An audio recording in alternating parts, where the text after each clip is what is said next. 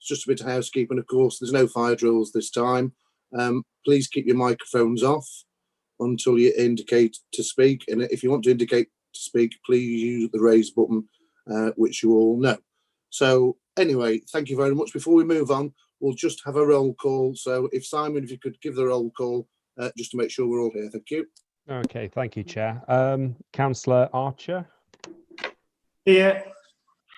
Atkin. Here. Bright. Here. Bull. Here.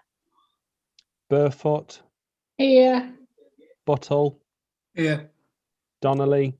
Here. Elliott. Here. Fitzherbert. Here. Froggatt. Here. Lees. Here. Paulie. Here. And Slack. Here. Thank you, Chair. Thank you very much, Simon. So agenda item number 1 is apologies and substitute. I've only got one down. So Councillor Gary Purdy has sent his apologies, and Councillor Helen Froggatt is substituting on his behalf. So item 2, approval of the minutes. I so move. Second. Councillor Lees, all those in favour, you want to show? Thank you very much. That looks unanimous. Moving swiftly on, item 3, interest. Any interest? I've not been tabled any, so I'll take it that we have no interest for tonight's meeting. So moving swiftly on, public participation, as you know, given that we're in this time of Zoom, it's been suspended, but of course people can still put in prior notice. So anyway, we'll move straight on for applications. So the only thing that's changed is item 5.1 has been withdrawn by the applicant. So that's 5.1. So we'll move on to 5.2, and this is application number 20/00617. It's a full application. It's erection of 6 number dwellings, land east of Les Ardennes, unnamed section of C3 from Main Road to Car Farm, all access Hulland Ward, DE6 3EE. And I believe Chris is the officer. So Chris. Thank you, Chair. I've just begun to share my screen. You'll see there we've got the description of development. I won't repeat that because you've obviously just gone through that. So the first thing we need to look at is the application site area. So members may recall considering an application for 17 houses on this parcel of land, which was refused, and a subsequent appeal dismissed. All that history is contained in the officer's report. The extent of this particular application site area is edged and hatched pink on the plan before members. The site area extends to just under a hectare. It includes the access through the development that's under construction, is nearing completion to the east of Les Ardennes, and that's a development of 22 houses. So the proposal is to utilise the existing service road that serves that development to access this particular site. You'll note from this particular plan that you've got existing development to the west and east of the housing development to the north, Charles Walker Close development, and also the houses to the east. And you can see the extent of that development, which extends in a southerly direction off the main road. And moving on to the next drawing. So this plan shows the consented development for 22 houses to the north of the application site. You get an idea there of the route of the service road and the access through into the development site. The site does it does slope slightly, but it is a relatively flat site. Along the western boundary and east of Charles Walker Close is public footpath number 14, and that runs in a southerly direction off this plan from the main road. And you can see a tree plotted on that drawing as well. That's an existing tree and an existing field boundary line to the southern end of the site. Now the application is for 6 dwelling houses. The dwelling houses are unique in their design. It's proposed to have a concealed sort of ground floor level, the 2 stories, and then to have the main living accommodation built into embedded earth, basically. So it creates rolling hills, if you like, and that's the name of this development. It's called Rolling Hills, and you'll see from the elevation drawings the reason why. So you can see a service road that will serve all 6 dwellings, with a spur to a garage area at the front. In elevation terms, so the north elevation is the elevation you'd see from the service road, and you can see the sort of main entrance into the property, and you've got a garage off to the right hand side. So the south elevation is the view that you'd have from obviously from the south, but as you approach Hulland Ward and the village from the Sudbury direction using public footpath number 14, you'd have an appreciation of the south elevation. You can see that's more extensive in terms of the overall massing of the development. So in terms of materials, we're looking at rammed earth or embedded earth for the basement level. And we're also looking at roof edging to be formed out of steel and to have a green roof. So obviously earth and grass over the roof area, which creates this rolling hills type of landscape and arrangement on site. West elevation, you get a glimpse there of that main living accommodation on the first floor, and the east elevation, a more extensive view there of the mass of the development. So in terms of layout, we're the concealed or the largely concealed basement or ground level. We've got a cinema, a gym, a pool, and a sauna. And then at first floor level, or what's referred to on this plan as ground floor plan, you've got the garage, which is obviously level with the main access road. And then you've got the main living accommodation. So 3 double bedrooms, obviously kitchen, dining room, and the usual sort of accommodation you'd have with a dwelling house. And then you've got obviously a roof plan there, which shows the earth and the grass, which grows over the majority of the roof to in part conceal the development. In terms of photographs, members who know this site will know that this existing development is nearing completion. Development of traditional houses, 22 houses in total. Where these cars and vans are parked, and you can see quite a pile of waste at the back there, this is used as a temporary compound area, but will be reinstated as countryside once this development is completed. And the boundary will run just behind these dwellings here, just on the right hand side. So there's more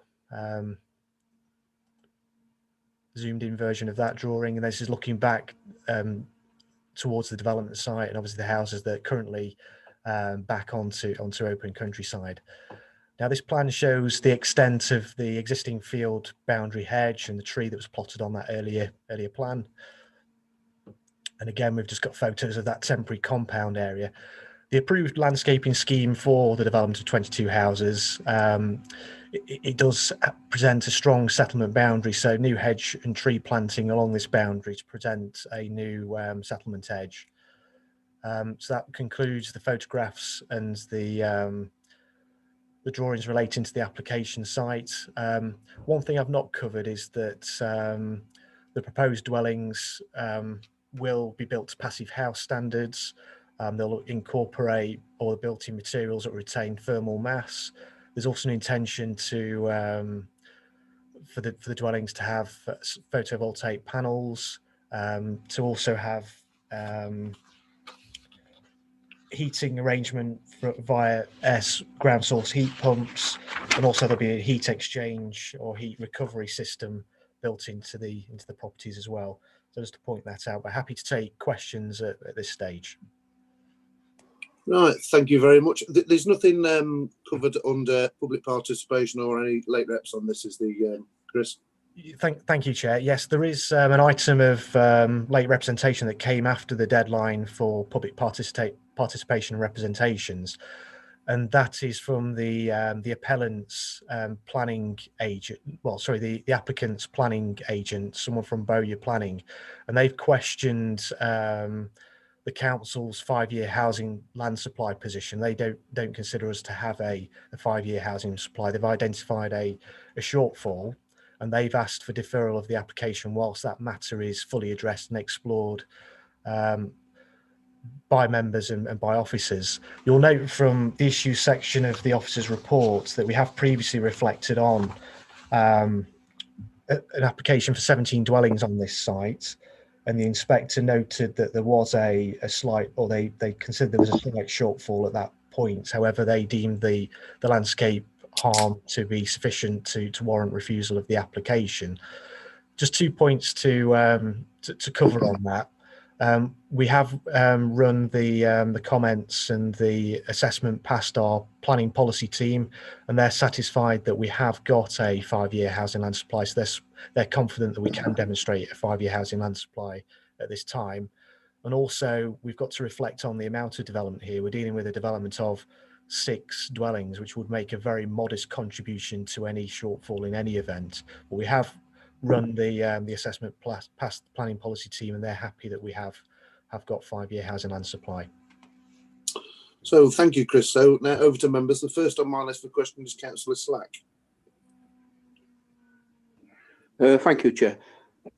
Chris, are they a type of eco dwelling, Chris? This is very similar to the Applicant project, where the completely green houses, they no heating at all put in, and there's solar panels in front, and they generate all their own heat from renewables, really. Is that similar project? And being outside the settlement boundary, are green dwellings, if they can prove they are green dwellings, are they more likely to, is there any more likely to get planning permission if they are green dwellings? Yeah, they are energy efficient properties. They're built to passive house standards. They'll incorporate microgeneration for energy. Mentioned ground source heat pump. So they are very efficient properties, and that is something that you can weigh in the balance in a planning decision. But what you've got to also weigh in the balance is the landscape harm. We're dealing with development beyond the settlement framework boundary here, which encroaches into the countryside, and there is an associated landscape impact. And we feel that landscape impact and encroachment into the countryside is significant and weighs heavily against this particular development. Notwithstanding, obviously, we appreciate there are benefits associated with the developments, and microgeneration and them being built to a high standard in terms of energy efficiency and everything else. That is a positive of this development. Thank you, Chris. The next on my list is Councillor Fitzherbert. Thank you, Chairman. 2 questions really. Does the applicant own the site that's already being developed? That's the first one. And secondly, these 6 similar green passive houses, from the last slide that we saw, the ones that are facing to the south, from their windows, what will they see? I'll answer the first question in terms of the information that's been submitted with this application. So the applicant has identified the application site area only. They haven't identified any further land in blue, which would normally indicate ownership of adjacent land. So it would appear that they only own or have control over the application site in terms of the applicant that submitted this particular application. I'm just going to go back to a previous image, which will just show you what the dwellings on the existing built out Les Ardennes site the view they'll appreciate from their rear windows. Let's go back to the elevation drawing.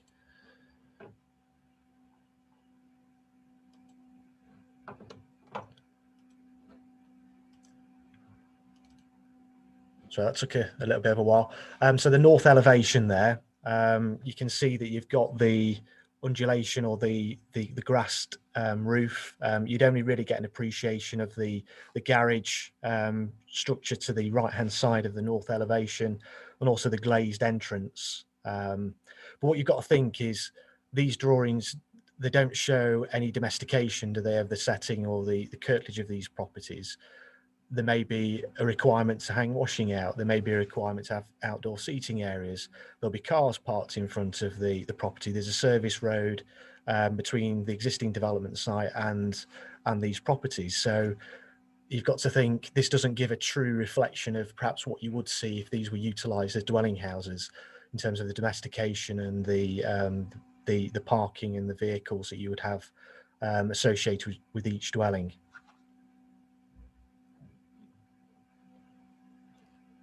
Okay, thank you. The next on my list is Councillor Paulie. Yes, Chair, thank you. Chris, could I just have another look at that slide you had of them all in a row, the one where they show them all 6 of them in a row? Yes, I'll just go back to that image now. Is that one sufficient? Yeah, that's the one I wanted. Yeah. So you Yeah, can see the service that's fine then. Thank you very much for that. That's fine. Okay.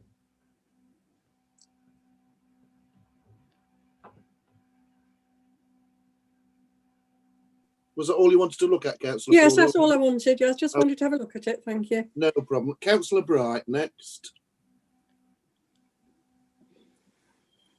Sorry, Chair. I'd like to come in when we've finished questions. Apologies. Okay, no problem. Then, in which case, then I'll move on to Councillor Burfoot. Thank you, Chair. It's just a question about the relevant planning history. I noticed the 2 at the bottom. Do they refer to this particular site that we're looking at tonight, or, well, you could just explain what they referred to. Councillor Burfoot, could you just clarify what you mean by 2 at the bottom? Yeah, so WED stroke 0691 stroke 0444, and that says residential development outline refused, and then ASR stroke 563 stroke 3 residential development refused. It's on page 20 of the report. Yeah, you're going back some time there, Councillor. Yeah. They're really old applications, Yeah. dating from 1963 Oh, right. and 1991. So I'd say they're really irrelevant in terms of the current development plan and recent planning history. Recent planning history, I think you need to be looking at the recent approval reserve matters applications and the outline applications for development on this site and also the site to the north. No, that's fine, thank you, because you can't tell from those what the dates are. But thank you, Chris. Thank you very much. I've got nobody down else for questions, so I'll move into debate. Councillor Bright. Thank you, Chair. Well, this is my ward, so I know a lot about this area. I'm actually going to move the officer's recommendation for refusal. I think the planning principle has been tested quite soundly at appeal level for the recommendation of a refusal. So I'll be moving it. That's it. Thank you, Chair. Thank you very much. Councillor Slack. Thank you, Chair.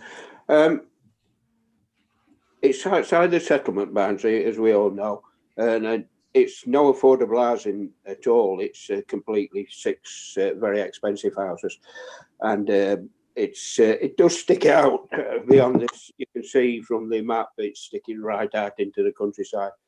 I am supportive of green development, and I think there should be allowances somewhere for green development to probably be developed outside the settlement boundaries. Well, I don't think there is at the moment, is there, John? Can you just ask that question, John? There isn't nothing. You can't develop green structures outside the settlement boundary. It's no difference, is it? Not at the moment, Councillor Slack. The only exception normally for development outside settlement framework boundaries are paragraph 79 houses, and we've had 1 or 2 of those in the recent past, where they're of exceptional design quality, affordable housing schemes where they're the only sites that we can find, or essential development in the countryside to serve purposes such as agriculture. Yeah, so I must agree with Councillor Bright, really. It's outside the settlement boundary. It's unfortunate, really, because I'm a big supporter of these type of developments. But there it is. Are you seconding it, Councillor Slack? I will second it, yeah. Thank you very much, Councillor Slack. Got nobody else on my list to speak or anything, so we'll... Oh, 1 minute, somebody flashed up and then put the hand down again. There's nobody else wanted to speak, is there? Yes, me. Sorry. Can I? Oh, sorry, Richard. Yeah, it's just it flashed up and flashed down too quick for me to see. Thanks. Thank you. Thank you, Chairman. Sorry to be so useless with the machine. Well, these I agree with Councillor Slack. They're really interesting houses, and but it seems to me they're all very, very similar, all the same, with a swimming pool and a carport and a cinema. And I'm not saying we shouldn't aspire in Derbyshire Dales to have houses like that of worth and of interest. But I do think it is pushing at the limit of our local plan, and that's why the local plan is there. If the applicant wishes to test it, as it says at the end of the officer's report, at appeal, then so be it. But we've already, it was fairly contentious, the bit north, I remember when it came to committee, that, you know, already the 17 to 22 houses already being built at the moment. And I think it's interesting, but maybe it's not quite in the right place, but we shall see. Thank you. Thank you very much, Councillor Fitzherbert. So I've got nobody else down on my list. So it's been moved and seconded for refusal. So now we'll go to Simon for the vote. Okay, thank you, Chair. Councillor Archer, Against. Atkin, For the recommendation. Bright, For the officer recommendation. Bull, For the officer's recommendation. Burfoot, For. Buttle, Microphone, Councillor Butler. Yeah, no, I was going for that, pressing the space bar. Yeah, I'm also against the development. Thank you. What's a 4 then? that's a 4. That's So, all. so it's for the Okay. recommendation. That's for the recommendation. For the recommendation. Sorry about that. Okay, Councillor Donnelly, For the recommendation. Elliott, For the recommendation. thank you. Fitzherbert, For. okay. Froggatt, For. Lees, For the officer's recommendation. okay. Paulie, For. and Councillor Slack. For. Okay, so that's 11 for and 2 against. So I declare that the recommendation for refusal has been carried. So moving swiftly on now, the next application is erection of 8-number glamping pods with associated facilities, access track, landscaping, Landulph Millers Green, Wirksworth.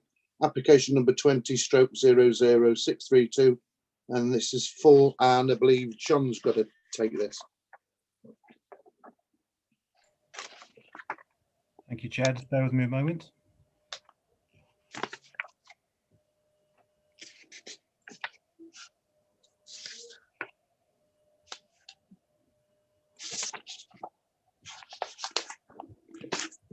Okay, hopefully you are seeing a screen in front of you with the site area for this particular application.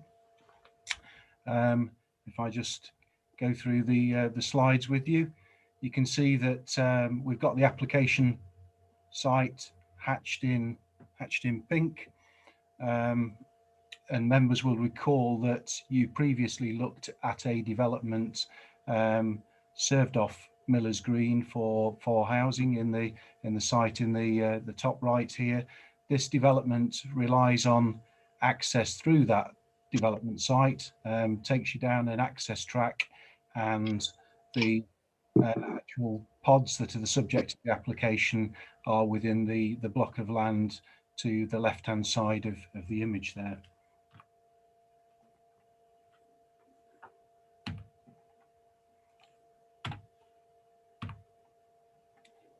Just try and get this to move through.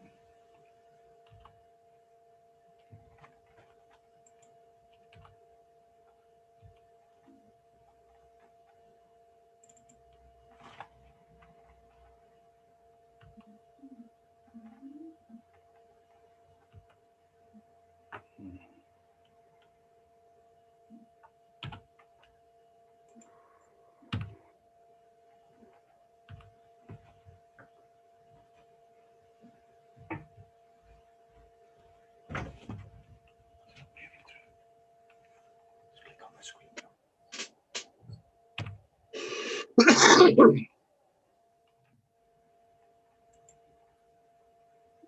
used any of the annotations? Yeah. Clear. Press X. And then move it across. Press it again. And then move across the same. Right. Sorry about that, members.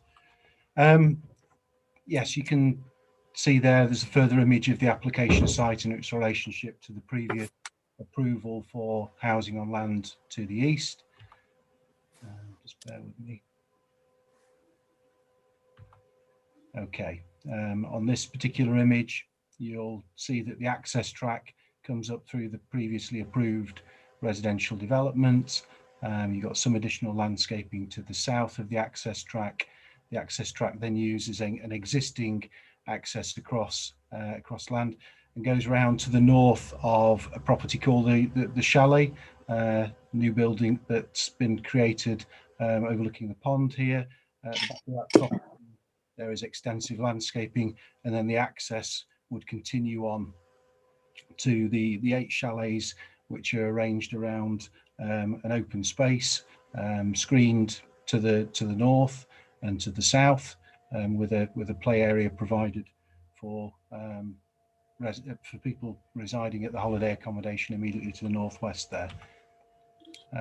These are the glamping pods, fairly standard design for a glamping pod, with essentially timber construction, with the arch roof, a single glazed opening in the end wall of the property. And I'll just take you through some of these images. So this is the image looking from the road Miller's Green, the former Millwoods site that's got permission in outline for 10 dwellings, and the access will be taken roughly in the middle of this. This is the access track that I talked about, leading across the field, and the site will be just behind the conifers in the middle of the screen there. This is a current barn owned by the applicant, and the development of the lodges of the glamping pods will be sort of in the middle of the image there in front of the barn. Existing planting that's been carried out in the barn to help screen this development in the landscape. Then that's just a site. The glamping pods would be located on this relatively flat area of land, and you can see on this image as well, generally speaking, that the planting in the locality is well developed down the field boundaries. We have good hedges and mature trees that provide year-round screening. This is the route of the proposed track, immediately to the right of the image. The property known as the Chalet, which sits at a lower level behind this screen of planting, and that's where the applicant lives. And this is looking back towards Miller's Green. These are the properties on Cornmill Close that have the closest relationship to the proposed access track and glamping pods. And you can see the access comes to a pair of gates at the entrance here. So in the body of the report, we refer to the access route, and actually there's a slight error in the report. It refers to the access track itself being moved 70 metres to the west. What that should have said is the access gate, this access gate that currently provides the route into the field, is to be moved back 70 metres to the west to take away the disturbance of people coming into and out of the site away from properties on Cornmill Close. And these are views. This is a view looking from Miller's Green as you head out in the Kirkhireton direction, looking back across the site, and you can see that there's a very substantial tree screen. This is a view from one of 2 footpaths that are located in this locality, and you can look back from higher ground, and you can make out the applicant's barn in the right of the image there, and the glamping pods would be sited just in front of that, but fairly well concealed within the environment. And this is a view further down the road to Kirkhighton, looking back towards Miller's Green, and again you can just make out the development site in the ground there above the cows, as it were. And again, you can appreciate the level of screening that is present within the locality. Okay, if I just stop the share there and go back to the debate. Right, thank you very much, John. So I'll open it up to, is any late reps or anything you want to share from the public participation, John? Yes, thank you for reminding me, Chair. There is one item that members will have had the chance to have a look at. It is just a representation received from the applicant's agent, and it's basically encouraging members to support the officer recommendation in this instance. Okay, thank you, John. So now questions. Councillor Burford. Sorry, I was going to ask a question about the vote on the last item, so not on this. Sorry. Right, and I think that's been addressed now. So Councillor Slack. Thank you, Chair. John, this is open countryside, as we all know. Usually in open countryside, campsites and caravan sites are temporary sites. Now, these pods, will they be fastened down? Will they be permanent pods? Will they be fastened to the ground? And if they are, some of the sites down in South Derbyshire near the River Trent, they have a system where in the winter time they have to vacate them. And from November, December, January and February, they vacate it, so it's not permanent.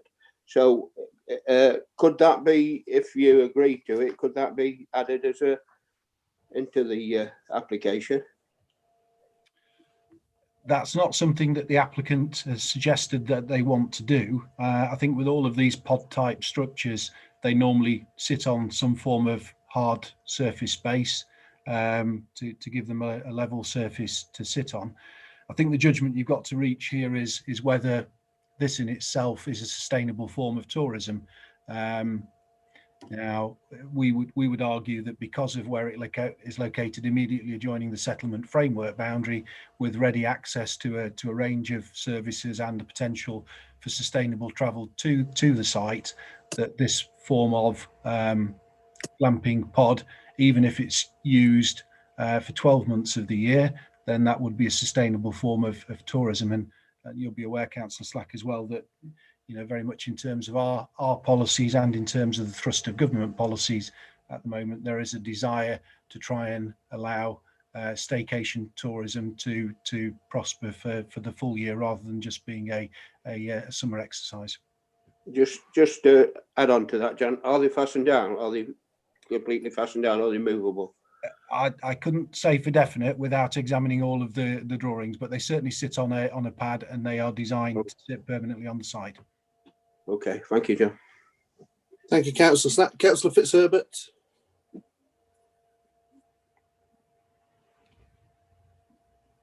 Thank you very much, Chairman.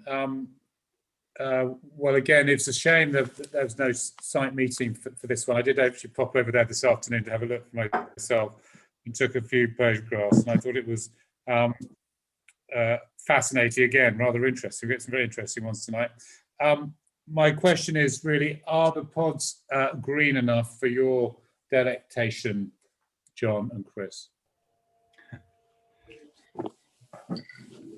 I think, generally speaking, glamping pods are recognised as a reasonably green and sustainable form of tourism. I'm not sure how we would make them more sustainable in terms of what they're there to represent. It's relatively affordable access to the countryside that it provides, and given the location of the site, it's very much designed as a scheme that should be attractive to people that want ready access to the countryside to sort of take part in active recreation. We've got the cycle routes nearby, we've got public footpaths that lead almost directly from this site, out into a very attractive countryside. So I think it is a sustainable offer in the round.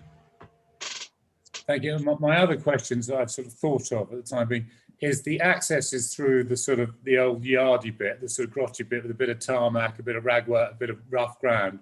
I assume that, well, I don't, which comes first, the development of that particular site or the Glamping Pods one? But I suppose that's not a question we can get the answer of, presumably, if they both got consent for both. I'm told from speaking to the applicant on site yesterday that agreement to take forward the housing site is very close. It's still within the same family ownership, and the intention is to build the housing and to put the access in and to develop the glamping pods once that access has been created. Thank you. Thank you very much, Councillor Fitzherbert. Councillor Donnelly. Thank you, Chair. I've not been very familiar with the site itself. My question, John, is there any chance of flooding on this site? Thank you.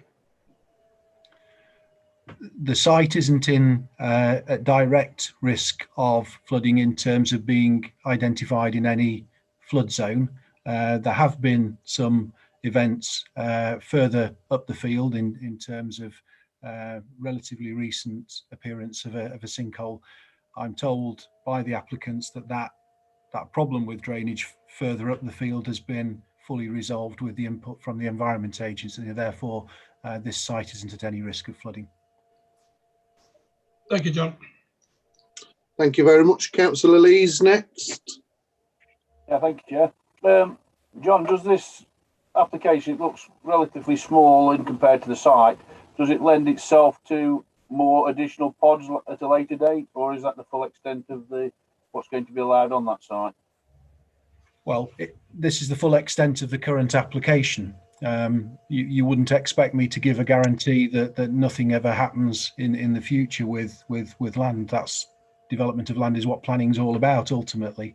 The applicants have suggested that this is a scheme of a scale where they're readily available on site, they live next door, where they can manage this themselves quite comfortably, and that's the limit of their ambitions.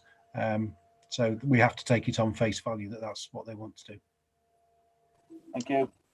Thank you very much, Councillor Lees. Councillor Burfoot. No, thank you. I'm just curious actually about under one of the representations talks about the original rejection of a housing development 4 years ago for 50 houses, and he or she is concerned that would make a green belt into a brown belt. So what would, just for clarification, what was all that about, the 50 houses? Yes, the council considered a previous application on a wider landholding in this particular locality, which was turned down for sound reasons in terms of sustainability, in terms of other sites that we'd allocated to absorb our housing need, but particularly in terms of impact on the character and appearance of the landscape. Those arguments would still apply to a residential development, and you need to focus on the impact of this scheme rather than, as neighbours sometimes do, worrying too much about what may happen and may not happen in the future. It's the merits of this scheme that have to be considered. Yeah, if I just may come back on that, I'm just wondering why that wasn't down under relevant planning history, if it's only four years ago. I'm not sure, Councillor Burfoot. I think it may well have been withdrawn as an application. I've got a feeling it got all the way to the point where it was put on a planning committee agenda, recommended for refusal. I think it was withdrawn. That's the only explanation I can provide. Yeah. No, thank you. Thank you very much, Councillor Burfoot. Councillor Paulie. Yes, I've read in the report about the considerations over lighting on the actual campsite itself and around where the pods are going to be. You've talked about them, obviously they're thinking things through quite well, and talked about them moving the gate. That track that comes through, is that going to be lit? And if it's going to be lit, are we going to be putting any condition on to make sure that light doesn't affect other residents at night? So question, please. Yes, councillor. Just bear with me a moment, because I think there is a condition that covers that very point.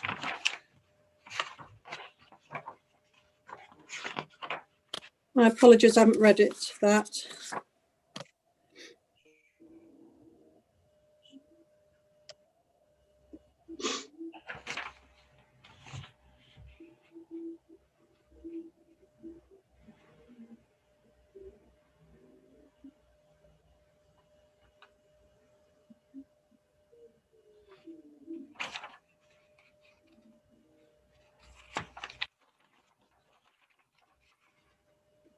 I'm struggling to find it at the moment. I know it's mentioned in Gareth's report that it's not something that we wish to see. Yeah. Oh, if we could just be sure something's in there, because I've had something in Crumford recently that's taken months to sort out. So it'd be good to get it sorted beforehand. Yeah, that can actually be covered partly in the site management arrangements in terms of how people are going to the site management and the landscaping, the scheme, to ensure that we don't end up with intrusive lighting and that people are reliant both from the light from the site itself, but also torches and the like to find the way across if they're walking to the site.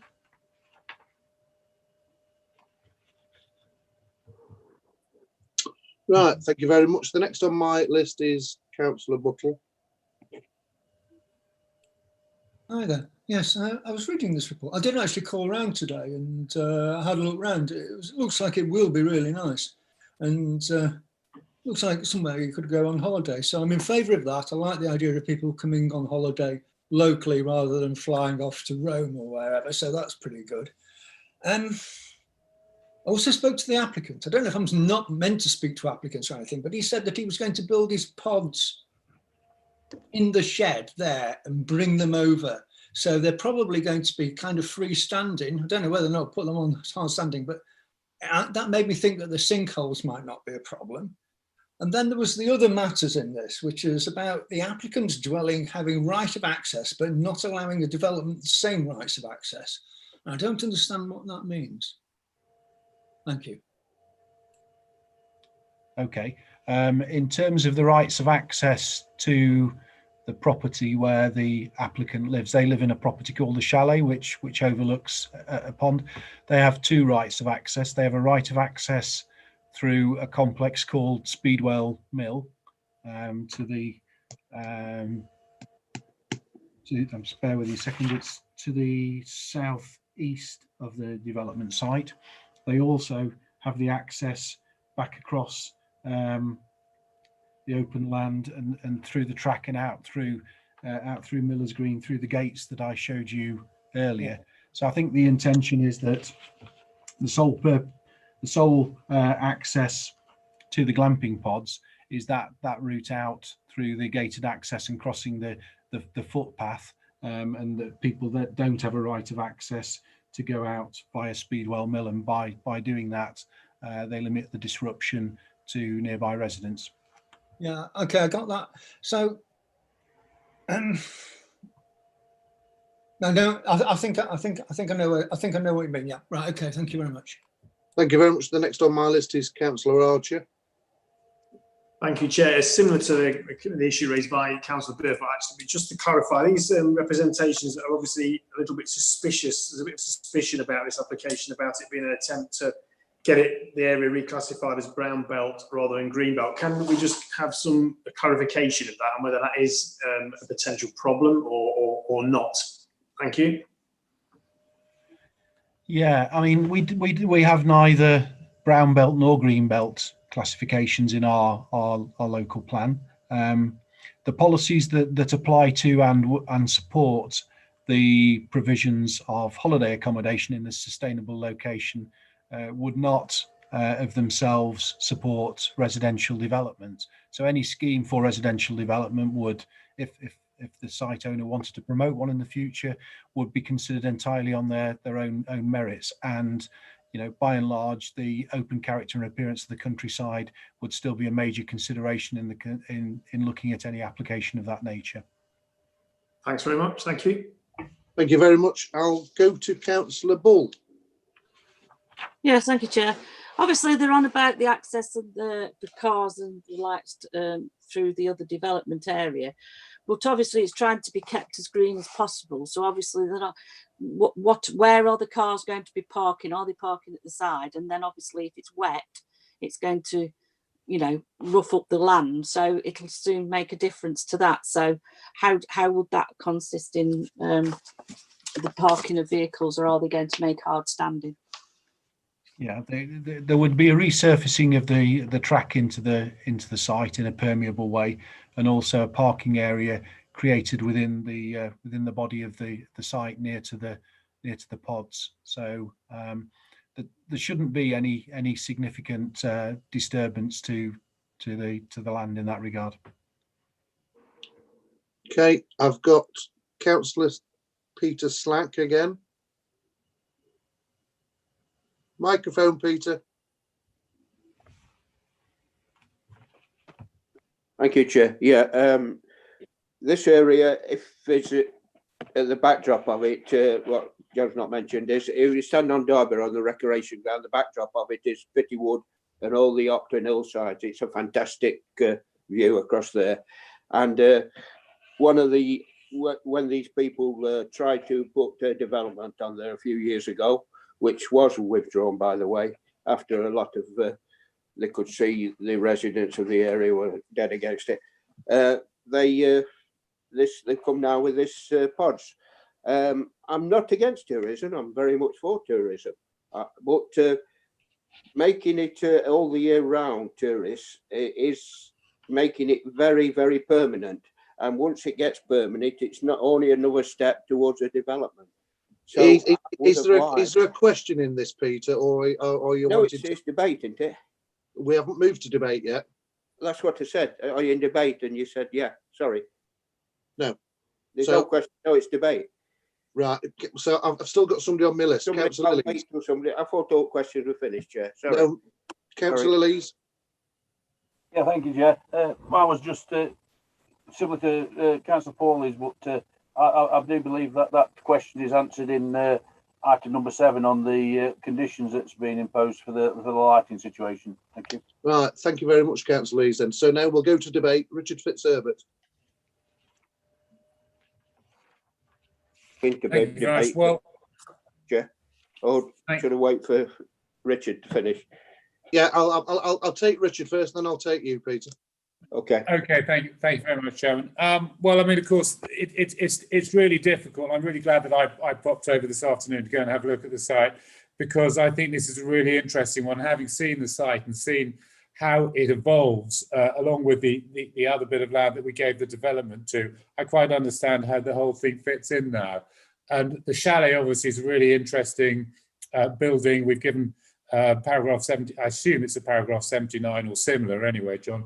But I mean, whatever, it's a really interesting sort of looking building, and this will really complement it well and be a really good asset to the tourism sector on that side of Wirksworth. It connects very well with the local footpaths going west towards and south towards Carsington and east towards the town, so people can easily walk into the town and hopefully spend their money at all the shops and pubs and cafes there as well. And I just think it's really interesting, and I think we should applaud the applicant here, and I'd like to move it, please. Thank you very much, Councillor Fitzherbert. Councillor Slack. Thank you, Chair. I apologise. I thought we were in debate before, so I apologise. Just going on from where I got to, the backdrop of the hillside of Pitty Wood and Octon, over the Octon Hills going over towards Octon, is a really one of Wirksworth's lovely sites, and this doesn't want to be blocked in any way. Probably camping pods won't block it, but if development was put there, it would be disastrous for this area.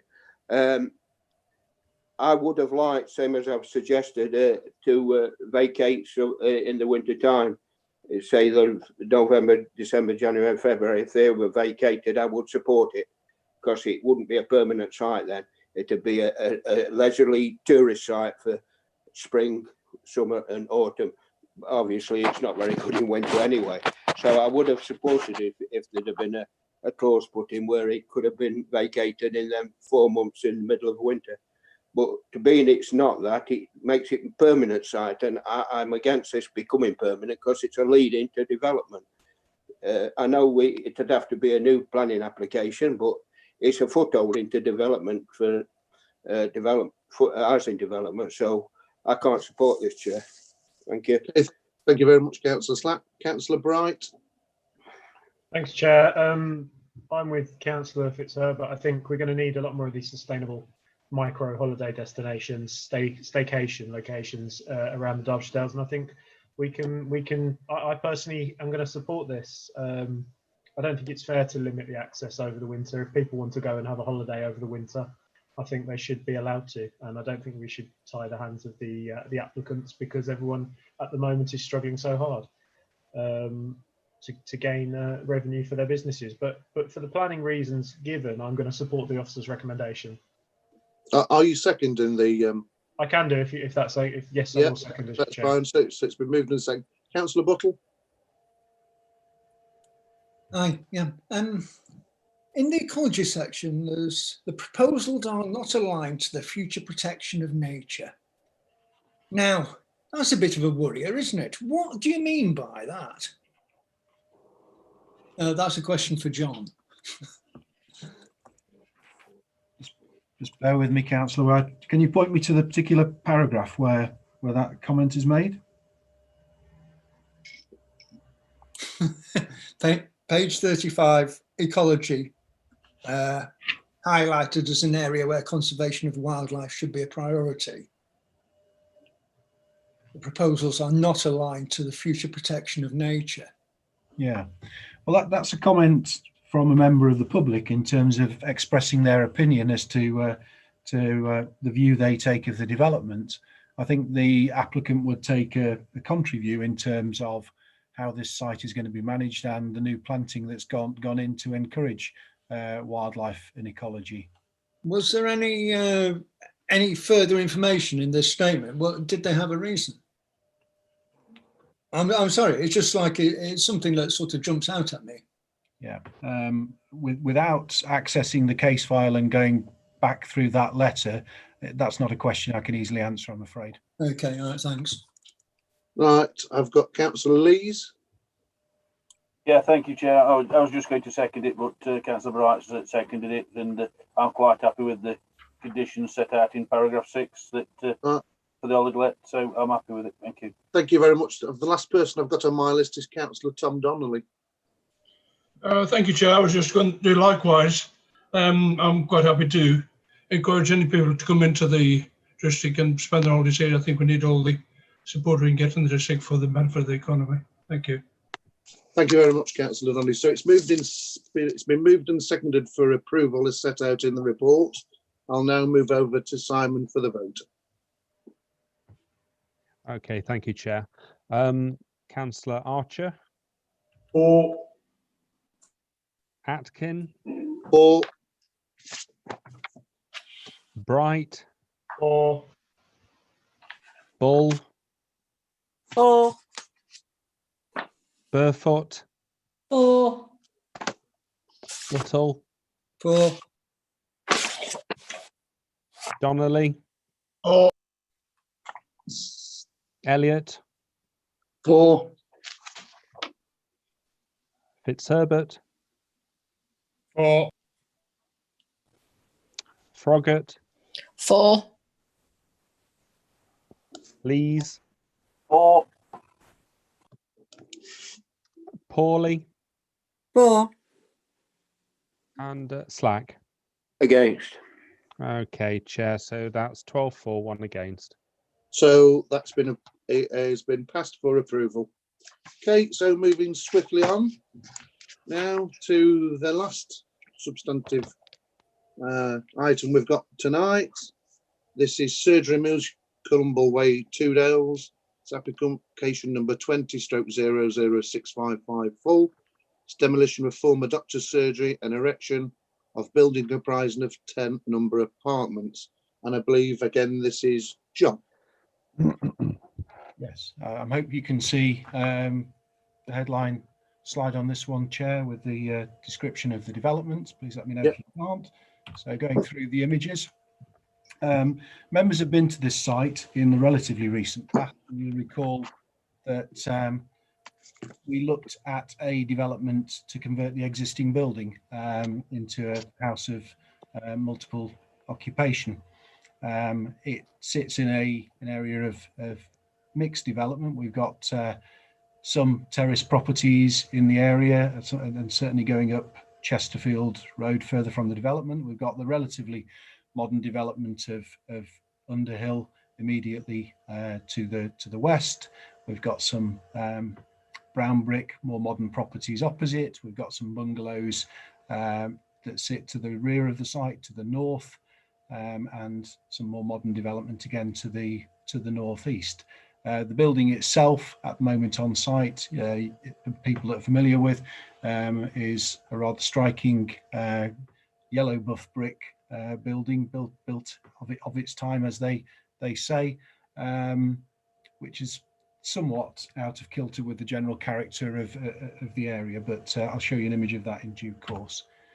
So what we've got as a proposal, just find the relevant site plan. So that's the site plan of the existing building, which is a single-story building, but with office rooms in the roof from when it's been used as a doctor's surgery.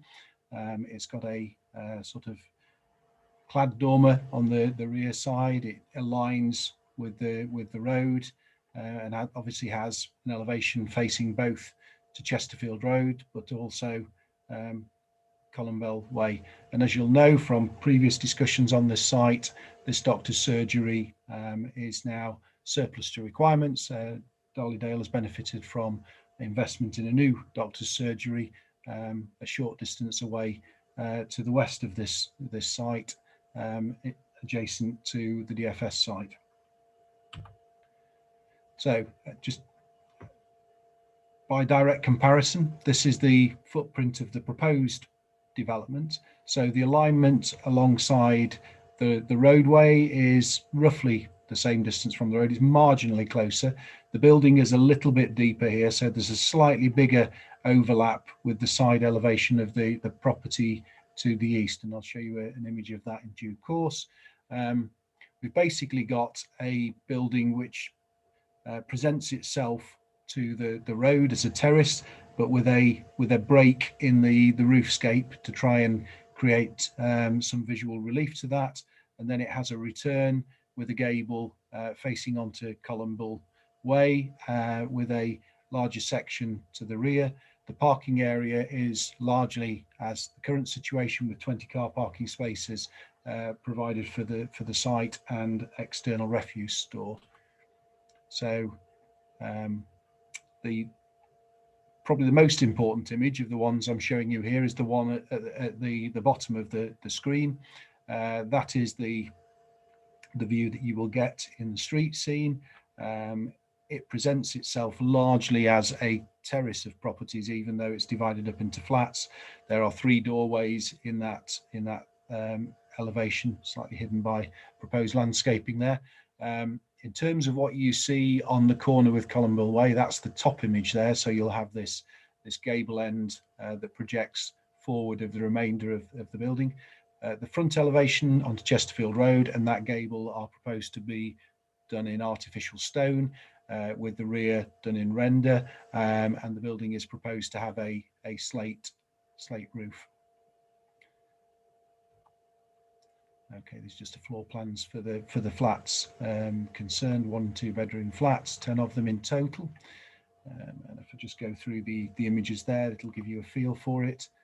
So this is the existing building on site for those that aren't familiar with the site. Again, this quite sort of yellow looking brick, a detail that was fairly typical of the time to use contrasting paintwork colours.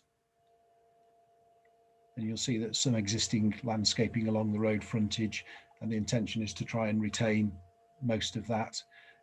This is the entrance into Columbell Way. So you'll see on the left-hand side there, we've got Underhill, which is done in an orange brick with some render detailing. The properties further down the site are done in a buff brick, the bungalows. So you talked about the mixed nature of the site. Properties opposite are faced in a brown brick with a tiled roof. Okay, so this gives you a feel for some of the landscaping that sits between the building and the neighbour there. This is the entrance into the site with the car parking area.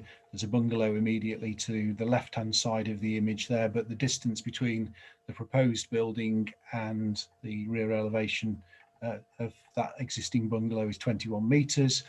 You'll see the building that sits to the east of the site here. I pointed out to you that the proposed new building went slightly further into the side elevation of that property in terms of its rear projection, but not a dramatic change. So that's the landscaping along the boundary, so they're fairly well protected in terms of amenity, and that's looking back out of the site past the surgery entrance that we used to be off the car park there, and that's the bungalow immediately to the north. You can see it's got a relatively modest but well enclosed garden. There's a substantial boundary wall, and there's planting that sits in front of that.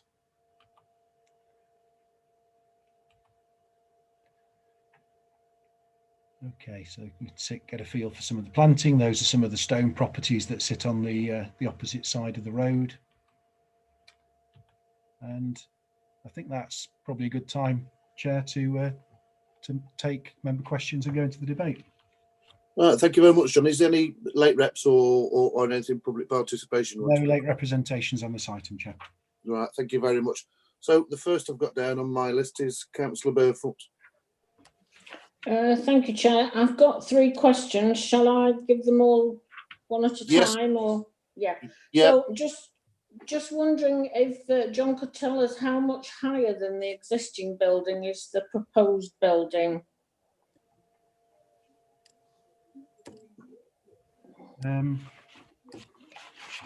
It's a good question, Councillor Burfoot. Unfortunately, I don't think Gareth's report actually details the precise dimensions of the existing building on site, but it does give you in the details of the application on page 51 the proposed dimensions of the building. So it tells you that the maximum height of the building, the proposed building, is to be 8.5 metres high, with the slightly lesser element at 8 metres high, and that is roughly comparable with 2-storey dwellings in the wider locality. So the existing surgery, which is 1.5 stories height with rooms in the roof, will be lower than the existing building surrounding it, but the stone terraces and the modern properties that we saw opposite the site will be roughly the same height as what's proposed. So thank you, John. So the next question is about my favourite topic, brick. There seem to be references to brick, but I can't find in any of the information that we've been given that there's any mention of brick. So could you just confirm whether there is or not? Yes, that's an easier question to answer than the last one you gave me. Right. In that the materials that were originally proposed have been amended during the consideration of the application. So the applicants responded to both comments from the community and the town council, but also to the opinion of officer, and they're proposing to front the development in good quality artificial stone, and the gable on the Columbell Way elevation will be faced in stone, with stone heads and sills to those windows. The rear element will be done in render of a colour to blend with the stone. Okay, thank you. And the final question is about this refuge area. Do you think you could show us on the plans exactly where this refuse area is going to be and how close it is to the nearest property? Yeah, just bear with me a moment.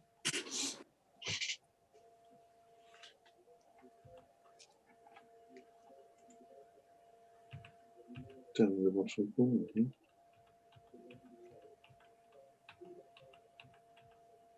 Right.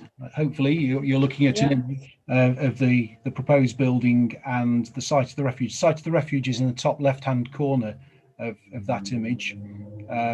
You might recall from looking at the photographs that we've got some quite nice small trees in this top corner. The intention is that that is enclosed with a hit and miss fence. There's never an ideal location to put a bin store. It functions very well in terms of ease of access for refuse collection. There might be some modest impact from time to time on the immediate neighbours, certainly from the noise of the bin wagon, and possibly periodically, from some smells from the bins. But we don't think that that's a major concern overall in terms of the consideration of the application, and we think that relationship is an acceptable one. Thank you. Councillor Slack. Thank you, Chair. This is a doctor's surgery, and it's one dwelling. It's being turned into 10 apartments. I've looked through the report and I can't see anything about affordable housing grant on this, Chair. Is that not? It should be applicants really to this, shouldn't it? Really? Yeah, I mean, unfortunately, Councillor, our policies kick in at 11 or more units. So we couldn't demand that on this particular development. It's something that we considered carefully during the pre-application discussions we had with the applicant as to how much development you could legitimately try and put on this site. And we think this is about the maximum you could do and successfully integrate it into the locality. The units are relatively small flats. I don't think we could suggest that they go smaller to provide more houses. And in terms of market units, they will be at the more affordable end of the scale because of their size and adaptability. Yeah, thank you. Thank you, Councillor Slack. Councillor Paulie. Thank you, Chair. Yes, I'm referring back to the previous application to convert this into use for younger people. And I know there was some local worry about that. And it does seem a shame that that has gone out the window. But where we are where we are. I just wonder if any of this is going to be taken up for social housing in any way, if the applicant has got that in mind, or if it's all going to be private rental or private sale. Do we know that? At the moment, the indication is that this is a private development. That doesn't mean that a social landlord couldn't approach the applicant and make them an offer, but that's something that's out of our hands. Okay, thank you, Councillor Paulie. Councillor Fitzherbert.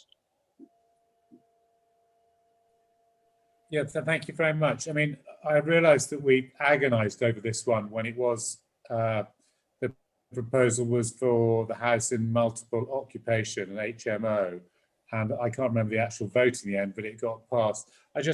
My question really was, how many discussions have there been with the applicant about the future of this particular site? I pass it a lot on my way north, and always looking to see if they've started work on it since 18 months ago, and obviously nothing's happened. And I just wondered why the change of tack, as it were, or am I being rather presumptive? There have been extensive discussions.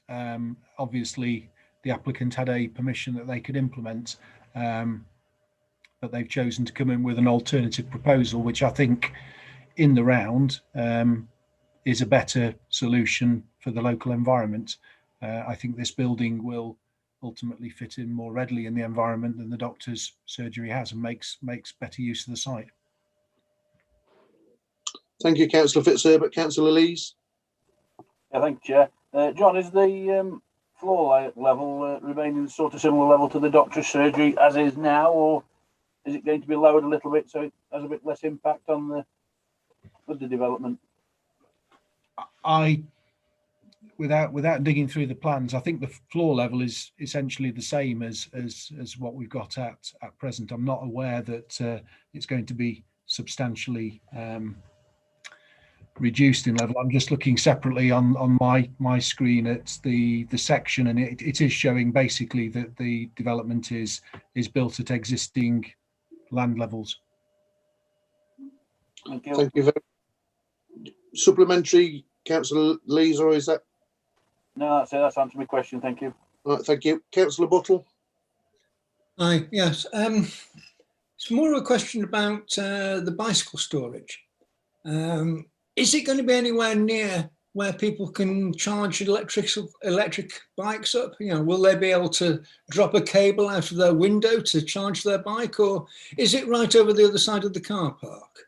And there's only 8 for 10 flats when we've got 20 car parks for 10 flats. I'm wondering if we've got the balance right there, and if that's always policy, and maybe we should consider changing that policy. Thank you. Oh, and you know, like, I don't know how normal it is, but we've got more bicycles than cars. I don't know, maybe that would be normal for most people. Yeah. Sorry, Councillor, I was just accessing the plan in the case file. The bike store is actually going to be located at the eastern end of the building, at the eastern gable, and not within the car parking area. So there should be ready access for electricity to that point, should it be required. Okay, thank you. The last on my list is Councillor Ball. Yeah, thank you. Is there an age-related condition that's going to be put on this for who can actually purchase these, or is it just going to be open? It's not like going to be for over 55s or the likes as a residential accommodation. Yeah, we're not proposing that there's an age restriction put on this, and it's not being promoted on that basis by the applicant. So, I mean, it certainly would be suitable for people looking to downsize, but equally it might be suitable for people trying to get on the property ladder as a first start. Yeah, thank you. Okay, thank you very much. Now I'm going to move into debate. Anybody want to kick it off?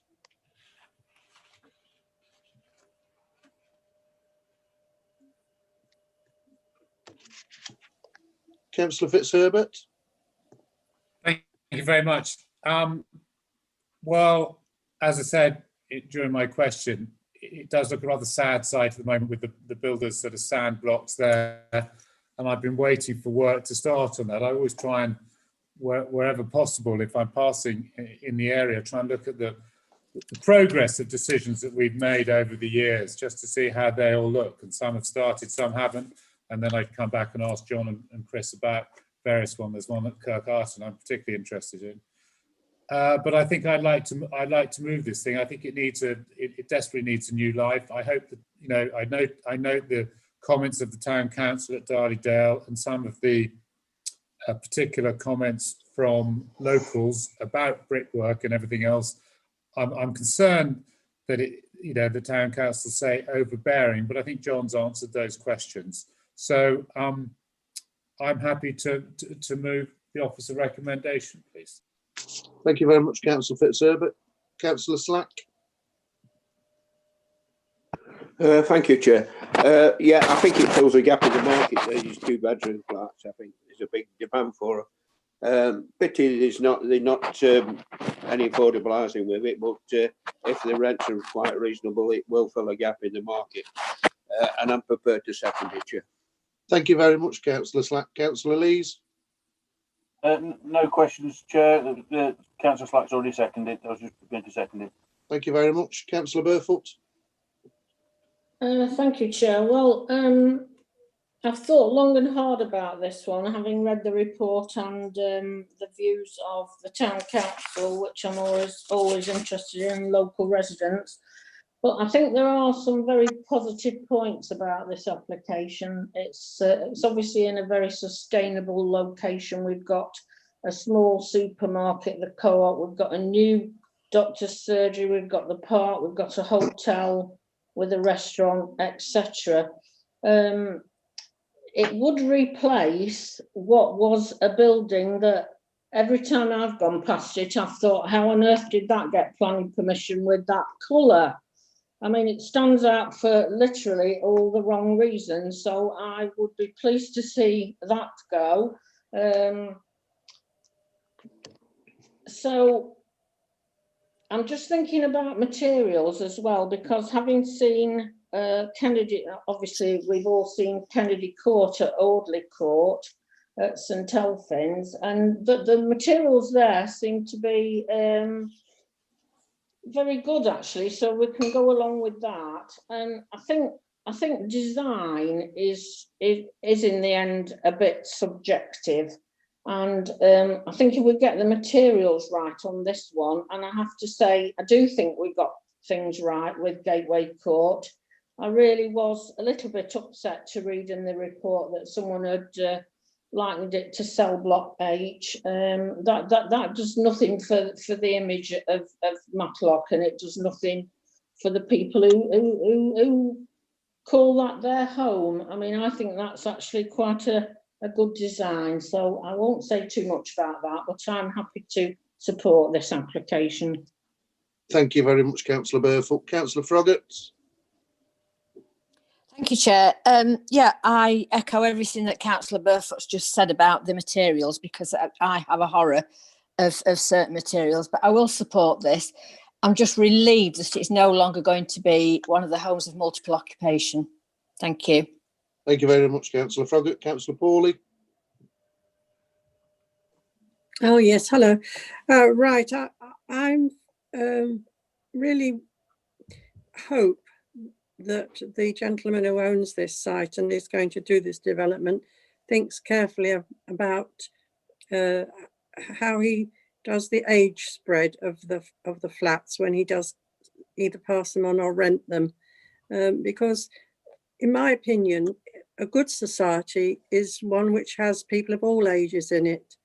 And it was when we went along to the last application that he put forward, it was quite encouraging, I thought, that he was thinking of young people and how they were so limited in the chances they had to buy property or to rent property. So I do hope that he will in some way work towards making sure that some young people get accommodation there. Okay, thank you, Councillor Paulie. The last person, oh, Tom Donnelly next, and then Councillor Butler, and then we'll go to the vote. Yeah, thank you, Chair. I was just going to second it, but I'm quite happy to support it. I think it's excellent. Thank you. Thank you very much, Councillor Butler. Yeah, it's pretty good, isn't it? I'm going to support it. Was there any discussion about putting solar panels on the roof, because it's actually south facing? I think Gareth, the case officer, has been encouraging the developer to incorporate whatever measures were feasible into the build. He's not been successful in securing that. I mean, that wouldn't stop the developer approaching us to do that in due course. The stone work that we've talked about in terms of sustainability is actually manufactured just up the road. So if we do secure that material, that certainly ticks a box in terms of making it a more sustainable end product. Okay, thank you very much, members. So it's been moved and seconded for approval. So now we'll go to Simon. Okay, thank you, Chair. Councillor Archer. For. Atkin. For. Bright. For. Ball. For. Burfoot. For. Buttle. For. Donnelly. For. Elliott. For. Fitzherbert.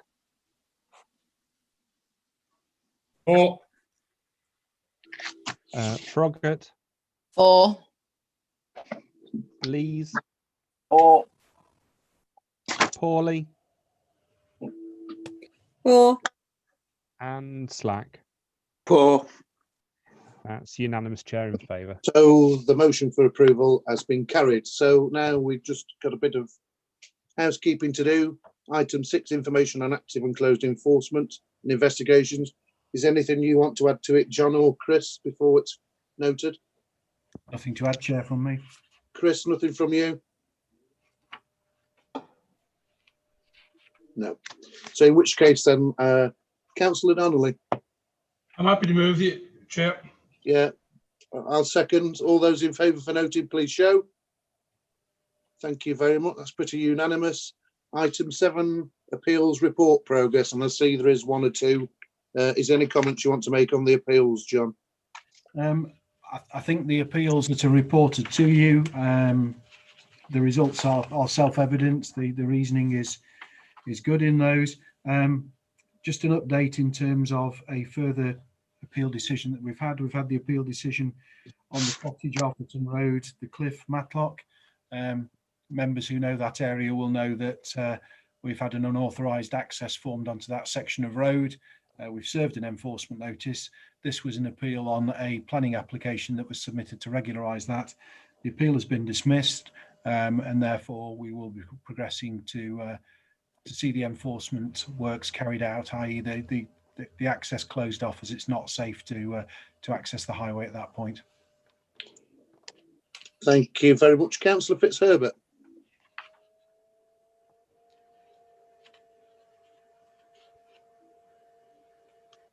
Councillor Fitzherbert. Sorry, I beg your pardon. Can you give me a bit of detail on the beehive one that was allowed? You want to take that, Chris? Yes, I'll take that one, John.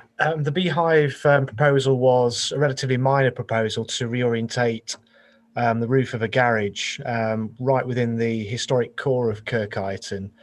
And we felt that what it did is it introduced sort of a domestic gable and garage detail to quite a prominent, in a quite a prominent position in the street scene, and we felt that that was incongruous having regard to the identity, character and context of that part of the village. The inspector noted that there are a variety of different building types and orientations to the street, and he didn't feel that the harm was so significant to justify the recommendation for refusal. Was happy to support or overturn the officer decision or the council's decision. It was a finely balanced decision. Was it delegated? Sorry, was it delegated? It was delegated. We found harm, and we felt that the public benefit didn't outweigh that harm. But the inspector, reflecting on the character, felt that there wasn't any harm and therefore allowed the appeal. Thank you very much. So it's for noting. Councillor Donnelly, do you want to move it?